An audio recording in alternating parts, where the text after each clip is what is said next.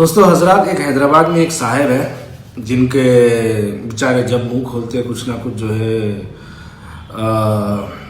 नाजायज़ औलाद, हमारी औलाद बोलते रहते बेचारे। उनको क्या बोलना भाई, उनके वालिद का नाम पूछे तो उन्होंने नहीं बोलते। पूरे हैदराबाद को उनके जो है वालदा का नाम मालूम है, उनका नाम मालूम, उनके वालदा के नाम से जो है कम्युनिटी हाल भी बने। रानी अवंतिका बाई के बारे में बात कर रहा हूँ। लेकिन जब मुंह खोले बेचारे बोल देते नाजायज़ औलादा बोल देते बेचारे। अब हम कुछ भी बोले तो फिर बुरा मान जाते, फिर वीडियो बना देते, फिर जो है तमाशा कर देते बेचारे। मगर एक बात मेरे को समझ में ये नहीं आती भाई साहब, इनकी नवाब साहब की बात मेरे को समझ में नहीं आती। आखिर नवाब साहब की उर्दू इतनी फसी कैसा है? यानी बेचारा इतनी अच्छी उर्दू बोलता।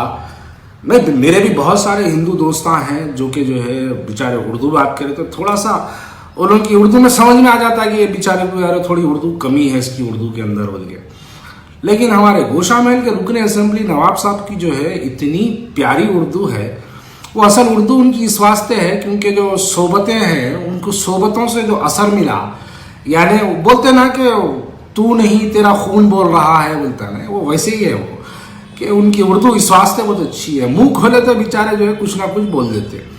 अब जिसको देखो उसको जो है हमारी नाजायज़ औलाद बोलते हैं। भाई चल ठीक है, तू तेरे वालिद का नाम बोल देना। अरे भाई तेरे वालिद का नाम क्या है? नवाब साहब आपके वालिद साहब का नाम क्या है? जरा बोलो ना प्लीज। हैदराबाद फिर परेशान है कि आपके वालिद साहब का नाम क्या है। कई हमारे नौजवान बच्चे इंटरनेट पर जाके भी सर्च कर रहे हैं तो मिल रहा नहीं नवाब साहब। तो जरा आपसे गुजारिश है कि अपने वालिद का नाम जो है आप बताइए।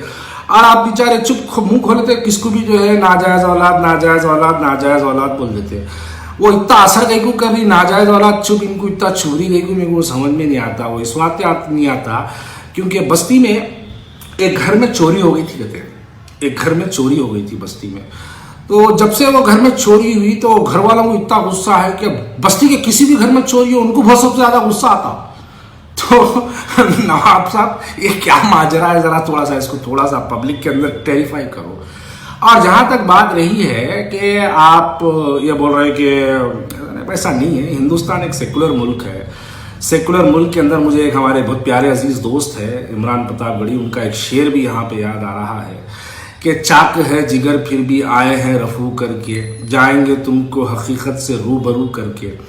प्यार की इससे बड़ी और मिसाल क्या होती, हम नमाज पढ़ते हैं गंगा में वजू करके।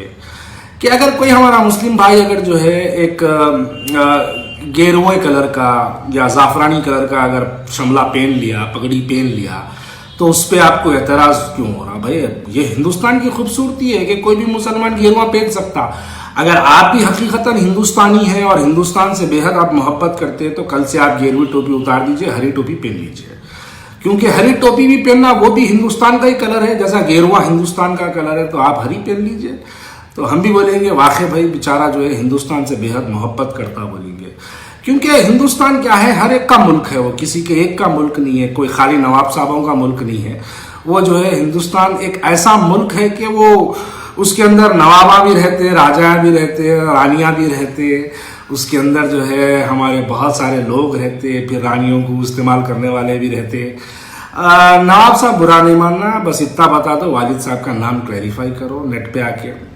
क्योंकि एक बड़ी ज़ेर गश्त है बात, एक ऐसी ज़ेर गश्त बात है कि नहीं भाई, अगर एक मुसलमान अगर कोई गेरुआ कलर पहना तो उस पर एहतराज क्यों करना चाहिए?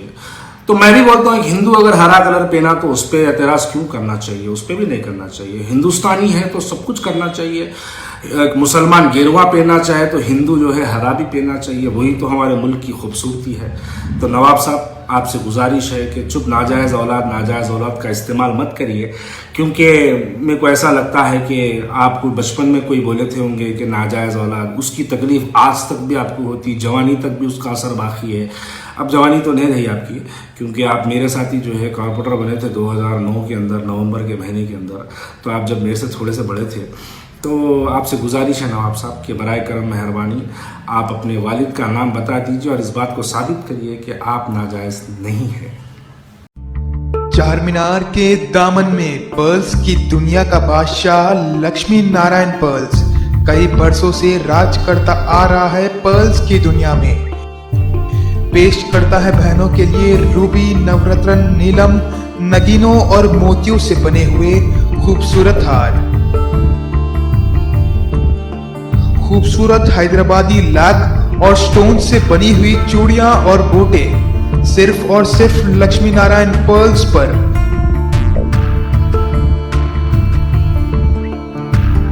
जहां मौजूद है पर्ल्स डिजाइनिंग में महारत रखने वाले कारीगर। तशरीफ लाइएगा लक्ष्मी नारायण पर्ल्स, ऑपोजिट शिव मंदिर, चार कमान, चार मीनार, हैदराबाद।